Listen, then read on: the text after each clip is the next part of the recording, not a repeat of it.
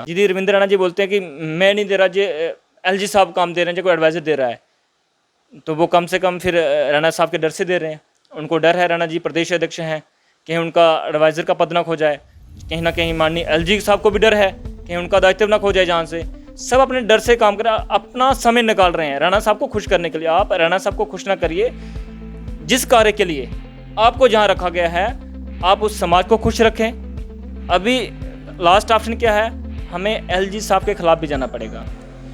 बीएचएल देखने वाले सब दर्शकों का राम राम। जिस तरह से देखा जाए कि बीएचएल एक ऐसा चैनल है कि जो दूर दराज के जो फोर फ्लंग एरिया हैं, जहाँ पे इस समय लोगों की जो समस्याएं उसको उजागर कर रहा है और अपनी आवाज़ को बुलंद करते हुए जितने भी ये सामाजिक कार्यकर्ता होंगे, जितने भी जो लोकल लीडरशिप होगी, उनके साथ रेगुलर बात कर रहा है और कहीं ना कहीं उन लोगों के जो नींद में सोए हैं उनको कहीं ना कहीं बता रहा है कि जो आपकी अपनी जिम्मेदारी लोगों के प्रति है उसको बता रहा है कि ये आपकी रिस्पॉन्सिबिलिटी है। इस समय जो देखा जाए कि जो अभी मानसून का मौसम है और कहीं ना कहीं देखा जाए कि हमारे दूर दराज इलाके में जो देखा जाए कि जो स्लाइडिंग की देखा जाए कि वो बहुत ज़्यादा है और लोगों को जो इस समय जो उनके जो मसले हैं, जिस तरह पानी का मसला हो गया, बिजली का मसला हो गया, इन सब मसलों पे बात करने के लिए हमारे साथ इस समय सामाजिक कार्यकर्ता कुलदीप मनास जी जुड़ चुके हैं। कुलदीप जी, पहले तो आपको बहुत बहुत स्वागत है बीएचएल में। भाई साहब धन्यवाद।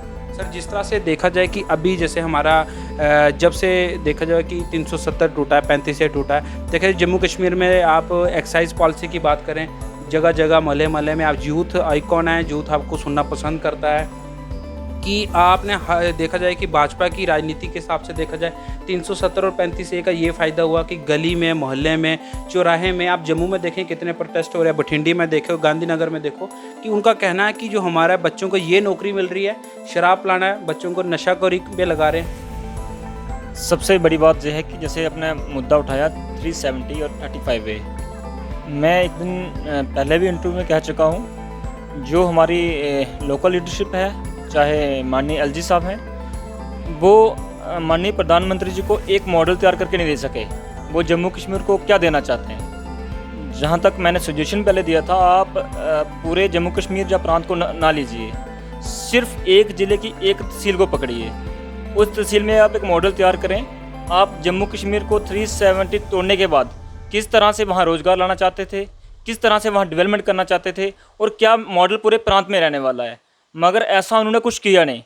उसके बावजूद जो हमारी लोकल लीडरशिप थी, जो इस पक्ष में थे 370 टूटे, उनमें हम भी थे। 370 टूटने तक हम खुश हैं। अब जब हमारे भाई, हमारे बहन बंधु नारे मार रहे हैं, प्रोटेस्ट कर रहे हैं, कोई भूखा तड़फ रहा, कोई हॉस्पिटल पहुंच रहा है, उनको एम्बुलेंस समय पे नहीं पहुंचाई रही क्योंकि वो प्रोटेस्ट कर रहे हैं, इसलिए उनको एम्बुलेंस नहीं मिल रही। प्रॉब्लम ये है कि आप एक तहसील पकड़ें, वहाँ पर कम से कम, यदि आपने पहले तय किया कि 370 के बाद आपने करना क्या, आप 3-4 कम से कम कंपनीज ले आइए, आईटीज कंपनी आइए कि जिनमें कम से कम 5-7 हज़ार हमारा यूथ एक डिस्ट्रिक्ट का उसमें काम करे। 3-4 फैक्ट्रीज लाइए। जब आप ये चीज़ें लाते हैं, उसके साथ ऑटोमेटिकली बाकी बिजनेस बढ़ते हैं, उसके साथ मॉल भी बनेंगे और शॉप्स खुलेंगी, प्राइवेट हॉस्पिटल सेक्टर बढ़ेगा, प्राइवेट होटल्स बढ़ेंगे, बिजनेस के 50 तरह के एक नई सिटी डेवलप होगी। आप इस तरह का एक मॉडल तैयार कर सकते थे। कहीं ना कहीं माननीय एलजी साहब भी मॉडल देने में फेल हो चुके हैं और जो हमारी जेएनके की राजनीति है, जो लीडरशिप है, वो भी इस मुद्दे में कहीं ना कहीं फेल हो चुकी है। जो 370 के खिलाफ हैं वो तो पास हो रहे हैं, जो 370 के खिलाफ हैं वो अपने मुद्दे पे पास हो रहे हैं, कुछ कर नहीं पा रहे हम। मुझे लगता है अभी भी समय है इनको एक कम से कम, मैं बोलता हूँ, जो डिस्ट्रिक्ट इस पक्ष में थी कि आप 370 तोड़ें, क्योंकि कश्मीर में आपको कोई मॉडल तैयार नहीं करने देगा। आप जम्मू डिवीज़न में मुझे लगता है 90% आपके पक्ष में थे कि आप मॉडल तैयार करें, आप तोड़ें। आप वहाँ पर एक मॉडल तैयार करें। जब आपका मॉडल अच्छा होता है, आपकी डिस्ट्रिक्ट पूरी इसमें सिमट जाती है। नौजवान जो बेरोज़गार हैं, कोई पूना काम करा, कोई मुंबई, कोई बेंगलोर काम करा, वो सब आकर जहाँ काम करते हैं, IT सेक्टर में काम करते हैं। मैं दावे से कहता हूँ, जो कश्मीर आज तक 370 के खिलाफ है और सबसे ज़्यादा वो प्रोटेस्ट करेगा कि ये मॉडल हमें हर डिस्ट्रिक्ट में, हर ज़िले में, हर तहसील में, हर विलेज में बना के दो। आप ऐसा करें, वो आपसे मांग सके। आप ऐसा कुछ नहीं कर रहे जो आपसे वो मांग सकें। सर जिस तरह से जिनके इनके एमएलएस हैं, डॉक्टर जितेंद्र जी के हो गए या एमपी जुगल किशोर, इनके तो गुमशुदा के यहाँ पे पोस्टर जम्मू का यूथ खुद लगा रहा है। वो कोविड की महामारी देखे, कहीं ना कहीं मीडिया ने अपनी रिस्पॉन्सिबिलिटी अदा करते हुए उनको घरों से निकाला ज़बरदस्ती कि कोविड में आए लोगों को अवेयर करें कि उनके खिलाफ तो ये गुमशुदा की रिपोर्टें लगा रहे हैं, पोस्टर लग रहे हैं। क्या इनको पता नहीं है कि हमारी क्या रिस्पॉन्सिबिलिटी है? देखिए, जो यूथ है, चाहे वो भाजपा से जुड़ा है, चाहे कांग्रेस से जुड़ा है, चाहे पीडीपी, चाहे एनसी, यूथ की एक उम्मीद है। जो सरकार बन के आती है, यूथ को इस समय सबसे बड़ी प्रॉब्लम है बेरोज़गारी। और वो किन से तय करवाएंगे? जिनको हमने जीत के भेजा है वो तय करेंगे ना हमारा भविष्य। ये सच्चाई है। नौकरी कौन इस समय भारत सरकार देगी? उस वहाँ बात रखने के लिए कौन है? हमारे मेंबर ऑफ पार्लियामेंट हैं। जब वो सामने नहीं आ रहे, कोरोना के दौरान भी किसी पत्रकार बंधु के एक अच्छा इंटरव्यू करने के बाद उनको मजबूरन दौरा करना पड़ा। तो मैं उस पत्रकार बंधु को भी बधाई देता हूँ जिन्होंने ये कोशिश की। मुझे लगता है कि उनको एमपी साहब को ज़रूरत नहीं थी कि इंटरव्यू के बाद आना, उनको पहले आना चाहिए था और यूथ के लिए पॉलिसी बनाए ना। मैंने वो भी क्वेश्चन मेरा वहीं ख़त्म होता है कि आप एक डिस्ट्रिक्ट मॉडल तैयार करें ना। आपका जब एक डिस्ट्रिक्ट सिमटता है, बाकी वालों को आपसे उम्मीद हो जाएगी, कहीं ना कहीं बेरोज़गारी कम होगी। जब हमारे डिस्ट्रिक्ट में एक मॉडल तैयार होता है, जरूरी नहीं है कि हमारे के 100 बच्चे ही डिस्ट्रिक्ट जोरी के होंगे। वो अखनूर से हो सकता है, वो कठुआ से 10 लड़के हो सकते हैं। कहीं ना कहीं हम काम करेंगे। आपको मॉडल तैयार करना चाहिए, आईटी सेक्टर को बढ़ाना चाहिए, कंपनीज जहाँ आनी चाहिए। उसके लिए आप क्या कर सकते हैं? वेस्ट से वेस्ट कर सकते हैं। आपके पास स्टेट लैंड्स हैं ना, आप दें उनको। ऐसे आप स्टेट लैंड्स लोगों को कब्जा कर रहे हैं। मैं नाम नहीं लूँगा किसी का, तो लोग कोई 200 कनाल कब्जा कर रहा है, कोई 5-5 कनाल, वहाँ बोल नहीं रहे। कम से कम स्टेट लैंड उन कंपनीज को दें, सेल करें उनको और कंपनीज खोलें। हमारा जो बेरोज़गारी है वो कम हो। और हमारे भाई बंधु हैं जो आज Maharashtra, Bangalore, Calcutta, out of country भी जाना चाहते हैं, मुझे लगता है वो कोशिश, जिस भाई को 50-40 हज़ार जहाँ सैलरी मिल जाएगी घर के पास, वो बड़ी खुशी से जहाँ रहेगा और जहाँ कार्य करेगा और माता पिता की भी इज्जत मान सम्मान बढ़ेगा। हमारा बच्चा उनके सामने है और अच्छे पोस्ट पे अच्छा कार्य कर रहा है। जिस तरह से देखा जाए कि मैंने हमेशा प्रश्न उठाया है कि जो डीलिमिटेशन कमीशन है वो कश्मीर क्यों गया पहले?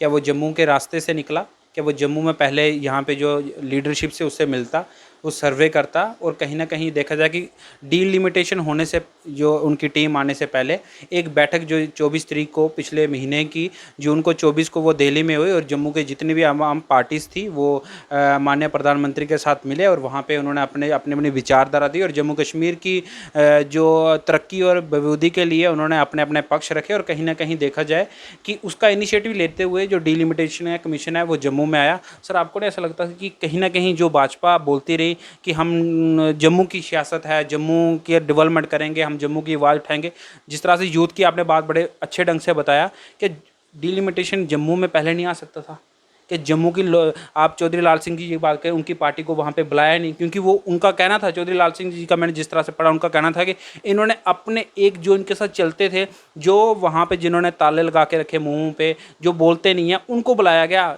जो आदमी बोलने वाला है उसको इससे दूर रखा।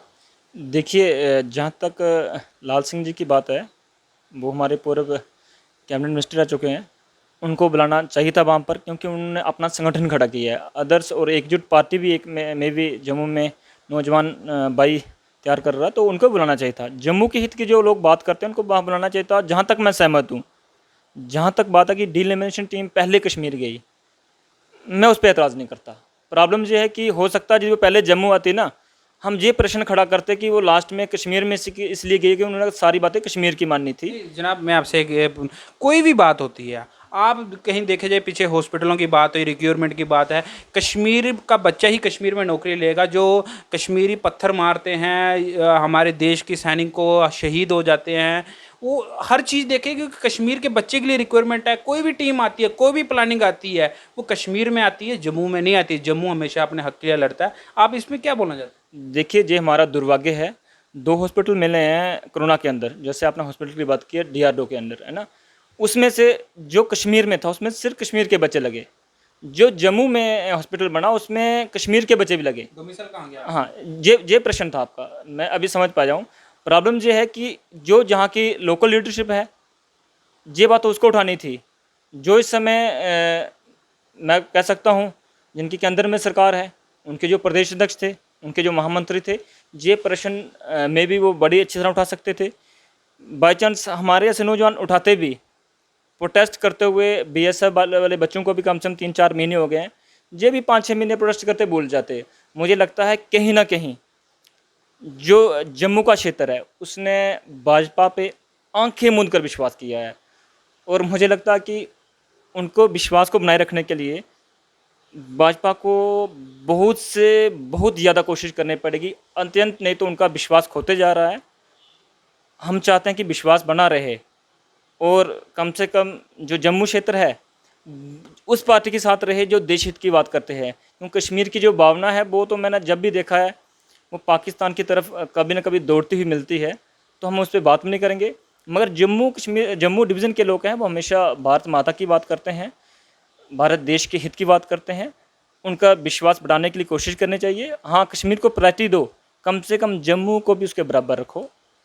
जिस तरह से देखा जाए कि हम बात करते हैं और जम्मू और कश्मीर की जिस तरह से सिलसिला प्रश्नों का चलता रहा, और जो यहाँ से ये बिलोंग करते हैं सुंदरबनी नौशहरा कॉन्स्टिट्यूंसी से, जम्मू वेट्स कश्मीर, नौशहरा वेट्स सुंदरबनी, ये कहीं ना कहीं देखा जाए कि इसके बीच में तीसरा आदमी फ़ायदा ले रहा है। जिस तरह से मैं बताता हूँ, हमारे माननीय प्रदेश अध्यक्ष रविंद्र रैना जी काफ़ी ज़्यादा उन्होंने पीछे एड्रेसिंग करते हुए लंबेड़ी में बताया कि वहाँ पे जैसे अतिथि भवन वहाँ बन रहा है, कम्युनिटी हॉल वहाँ बन रहा है, डाक बंगलो वहाँ बन रहा है, मदर चाइल्ड हॉस्पिटल उधर है, किसान भवन उधर है, मॉडल टाउन वहाँ पे है, हाई सेकेंडरी वहाँ पे है, न्यू वहाँ पे 900 करोड़ का प्रोजेक्ट है, न्यू सिटी। सुंदरबनी को क्या मिला, नौशहरा को क्या मिला?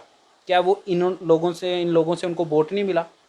क्या क्यों जो सुंदरबनी और नौशहरा की जनता के साथ भेदभाव हो रहा है? जहाँ तक नौशहरा और सुंदरबनी की बात है, दोनों जो क्षेत्र आते हैं नौशहरा कॉन्स्टिट्यूंसी के अंदर आते हैं, और दोनों सिटीज़ हैं हमारी, और प्राचीन मुझे लगता है कि 1947 से पहले की हैं।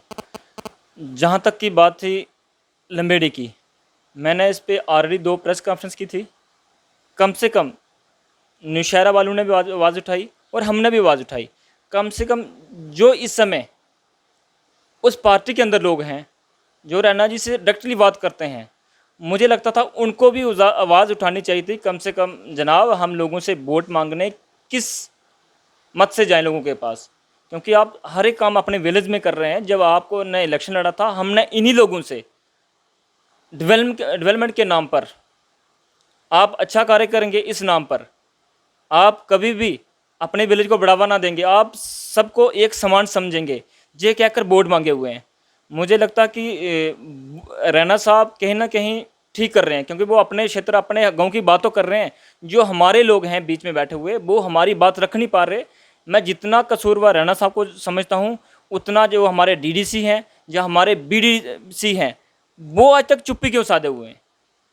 वो चुप क्यों है? वीडीसी साहब बोल सकते थे, डीडीसी साहब बोल सकते थे। प्रॉब्लम ये है कि डीडीसी साहब क्यों नहीं बोल रहे? वो भाजपा से हैं, उनको डर है रविंद्र रैना जी का। प्रॉब्लम है बीडीसी साहब की। अब प्रॉब्लम कहाँ आ रही है? यदि लंबेड़ी सिटी डिस्ट्रिक्ट बनता तो डिस्ट्रिक्ट राजल की तरफ बढ़ेगा। ये एक सच्चाई है जो समझनी पड़ेगी हमें भी, आपको भी, सबको। यदि श्योर डिस्ट्रिक्ट बनता तो सिटी सुंदरबनी की तरफ बढ़ेगी, क्योंकि ये क्षेत्र ही ऐसा है कि सिटी बनने का चांसेस ऐसे रहेंगे कि बड़ी जल्द हम एक बड़ा प्रोटेस्ट करें, कम से कम 2000 लोगों का। तो उसके बाद हम डी साहब का घेराव भी करेंगे, ज़रूरत पड़ी तो माननीय एलजी साहब का समय लेकर उनसे भी मिलेंगे। यदि वहाँ भी बात सिमट नहीं होती है, यदि किसी केंद्रीय मंत्री के पास जाना पड़ा, माननीय प्रधानमंत्री जी का टाइम भी लेना पड़ा, हम उनसे ये प्रश्न तो पक्का करेंगे, क्या आपने सिर्फ एक विलेज के लिए काम भेजा हुआ है जहाँ दिल्ली से, या सबके लिए, सब को समान समझ के?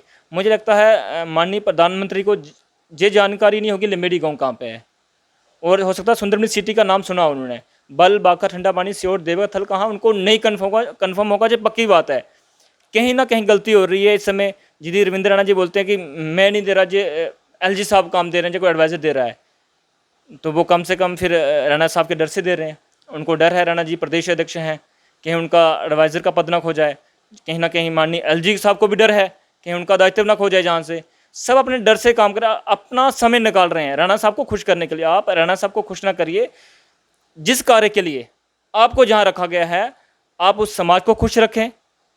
आपका जो कार्य है वो जम्मू कश्मीर के जो भी, चाहे जम्मू के लोग हैं चाहे कश्मीर के, उनकी सेवा बाप के लिए रखा है, उनकी समस्या सुनने के लिए। उनकी समस्या आप दिल्ली तक पहुंचाएं। मुझे लगता नहीं आप उनकी समस्या दिल्ली तक पहुंचा रहे हैं, आप उनकी समस्याएं लंबेड़ी तक जो समस्याएं सारी हैं वो सबको दे रहे हैं, और जो वहाँ से काम आ रहा वो सिमटा कर आप लंबेड़ी में ला रहे हैं। अभी लास्ट ऑप्शन क्या है, हमें एलजी साहब के खिलाफ भी जाना पड़ेगा, क्योंकि हम क्यों प्रदेश अध्यक्ष को बार बार बोलें, उसके खिलाफ क्यों जाएं। पावर में तो इस समय एलजी साहब हैं, माननीय एलजी साहब, वो क्यों नहीं इस बात को, क्या उन्होंने किसी के इंटरव्यू नहीं देखे? नौशहरा के अंदर से इंटरव्यू हुआ, सुंदरबनी के अंदर से इंटरव्यू हुआ, क्या एलजी साहब शाम को देखते नहीं है कौन सा चैनल क्या खबर ले रहा है, क्या काम हो रहा है, क्या कार्य हो रहा है या नहीं हो रहा, क्या वो रिपोर्टिंग नहीं करते हैं काम की?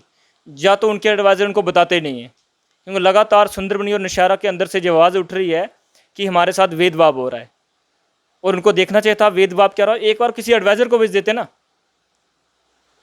मैं बोलता हूँ डीसी साहब को देखना चाहिए था, अभी तक डीसी साहब ने भी इस बात पर कोई संज्ञान नहीं लिया कि नौशहरा से भी प्रेस कॉन्फ्रेंस हुई है, सुंदरबनी से क्यों हो रही है, वो उस पर देखें एक बार।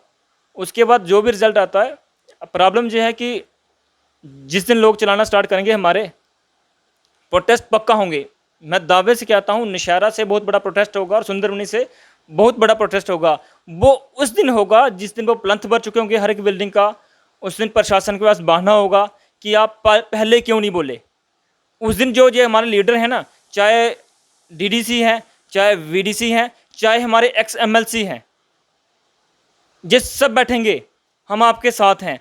तब इनको पता है कि वो काम लंबेड़ी में हो चुका है, अब हमें सिर्फ फॉर्मेलिटी करनी है, लोगों के सामने सच्चा बनना है। और हम जैसे लोग हैं ना, जी हमें बेवकूफ़ समझते हैं, मीन्स कि बरसाती डड्डू की तरह जो हमारे पास आते हैं, जैसे बरसात आती है डड्डू आते हैं ना, 2-4 दिन बोले चले जाते हैं, ये हमारे पास ऐसे आते हैं और इतने प्यारे प्यारे झूठ बोलते हैं कि हम समझ लेते हैं कि ये हमारे सगे वाले हैं। पार्टियां भूल जाते हैं हम कौन सी है, विचारधारा कौन सी भूल जाते हैं। हम इनको अपना सगा समझकर इनका सहयोग करते हैं। ये वो लोग चेयर पे बैठते हैं, जब चेयर के बैठने के बाद फिर ना तो हमारी कॉल रिसीव से होती हैं, ना इनसे हम मिल सकते हैं। इनसे मिलने के लिए हमें हफ्ता हफ्ता वेट करना पड़ता है। साहब जम्मू में हैं, साहब आज दिल्ली चले गए हैं। जिस तरह से आपने कुछ दिन पहले प्रांत में नए आपका वीडियो देखा, आपने साफ तौर से उसमें कहा कि माननीय रविंद्र रैना को कि अगर आपने यहाँ की जो डिलिमिटेशन कमीशन को कोई गलत कटिंग करने के लिए या पॉपुलेशन या इसको जो क्षेत्र है उसको अलग करने के, तो हम उनका छाती तोड़ के आपने बोला कि मैं उनको बता दूंगा कि किस तरह से राजनीति होती है। बिल्कुल, मैं आज भी दावे के साथ कर रहा हूँ, जो राजनीति वो खेलना चाहते हैं, वो क्या उनके साथ कुछ बीडीसी या डीडीसी भी मिले हुए हैं, मैं नाम नहीं लूँगा किसी का, वो खुद समझ जाएंगे। जो गणित वो बिठा रहे हैं, डोगरा बोर्ड तोड़कर, काला कोड के साथ लगाकर, नौशहरा के अंदर से डोगरा बोर्ड तोड़कर, रजौरी के साथ टच कर वो किसी को कमज़ोर कर सकते हैं, वो उनकी गलतफहमी है। जिस तरह से आपका क्या है इसमें इनिशिएटिव है, जिस तरह लोगों की समस्याएं देख रहे हैं, कि आप भी लोगों की समस्याओं के लिए क्या राजनीति में कोई इलेक्शन लड़ने का कोई इस तरह की विचारधारा? मैंने आज से कम 4 या 5 महीने पहले एक कार्यक्रम किया था, रैली की थी 21 मार्च को, तो कम से कम वो संख्या 2000 की थी। मुझे लगता है जो हमारी लोकल लीडरशिप है, आज तक उसकी किसी भी लीडर की इतनी बड़ी रैली नहीं हुई है। मेरा उस दिन क्लियर था कि मैं राजनीति में आऊँगा और मैं इस बार जो विधायक का इलेक्शन है मैं वो लड़ूंगा भी, और तब ही लड़ूंगा जब जो जैसे उस दिन माता बहन बंधु भाई ने मेरा सहयोग किया, ऐसे करते रहेंगे और पक्का इलेक्शन लड़ूंगा। और मैं जो सुंदरबनी की राजनीति है, जो फ़ोन ना उठाने की, साहब दिल्ली के हैं, इस राजनीति को चेंज कर इन सबको बता दूंगा आपका विधायक घर का है, आपका विधायक हवा में नहीं है। जो 70 साल हवा में रहे, घूमते रहे, कोई देहरादून रहा, कोई दिल्ली रहा, मैं ऐसा नहीं होने दूंगा। आपका विधायक साल में कम से कम 10 महीने आपके बीच घूमता रहेगा, 2-3 महीने असेंबली होती है, वहाँ जाना पड़ता है। शुक्रिया हमारे साथ जुड़ने के लिए। साफ तौर से इनका जो अगला प्लान है, कुलदीप मुनाज जी जो सामाजिक कार्यकर्ता हैं, इन्होंने जिस तरह से 21 मार्च जो डेट बताया, उस समय काफ़ी बड़ी इन्होंने कहा कि रैली हुई, और उस संख्या में देखा जाए कि हमारे लोकल लीडरशिप से देखा जाए कि इनकी जो संख्या थी वो काफ़ी ज़्यादा थी। उसको देख रहे थे एकजुट होकर यहाँ की जो लोग हैं उनकी समस्याओं को सुना और उन लोगों ने एक विचारधारा बनाई। जिस तरह से इन्होंने कहा कि जो आगे आने वाले समय में है कि ये राजनीति में उतर चुके हैं और जो इस समय जो विधायक का इलेक्शन होगा, एमएलए का इलेक्शन होगा, और ये साफ तौर से उसमें हिस्सा लेंगे। और कहीं ना कहीं देखा जाए इनकी जिस तरह से हमने लोगों के साथ पता किया, कहीं ना कहीं इनका जो संगठन है वो अपने काम में लग चुका है। और देखने वाली बात है कि जो जिस तरह से इन्होंने कहा कि हम लोगों के बीच रहेंगे, इन सब बातों के लिए वो उस समय ही पता चलेगा कि वो विचारधारा क्या है, वो लोगों की डेवलपमेंट क्या है। आगे अभी इस समय में काफ़ी समय है, उससे पहले जो डिलिमिटेशन कमीशन है वो आया, उसने अपनी जो प्रक्रिया है वो यहाँ पे निभाई। और देखने वाली बात है कि जो यहाँ की जो मसले और मसाइल देखा जाए, और लंबेड़ी की जो सबसे बड़ी हर जो सुंदरबनी और नौशहरा के लोग काफ़ी सवाल उठा रहे हैं। जिस तरह से मैंने पहले भी कल इंटरव्यू किया, जो नौशहरा के जो पत्रकार बंधु हैं वो इंटरव्यू कर रहे हैं, और कहीं ना कहीं जो नौशहरा और सुंदरबनी के लोग हैं उनका कहना है कि अब लंबेड़ी को सब कुछ दें, आप कुछ ना कुछ जो न्याय है वो नौशहरा और सुंदरबनी के लोगों के साथ भी करें, क्योंकि सुंदरबनी और नौशहरा प्राचीन सिटीज़ हैं और कहीं ना कहीं लोगों की इस इलाके से आस्था और काफ़ी जाने माने ये एरियाज है। इनका कहना है कि लंबेड़ी को भी दें पर सुंदरबनी के साथ भी न्याय करें। इतनी देर तक आप देखते रहें BHL, मुझे दें इजाज़त सौरभ के साथ। धन्यवाद। जय हिंद, जय भारत।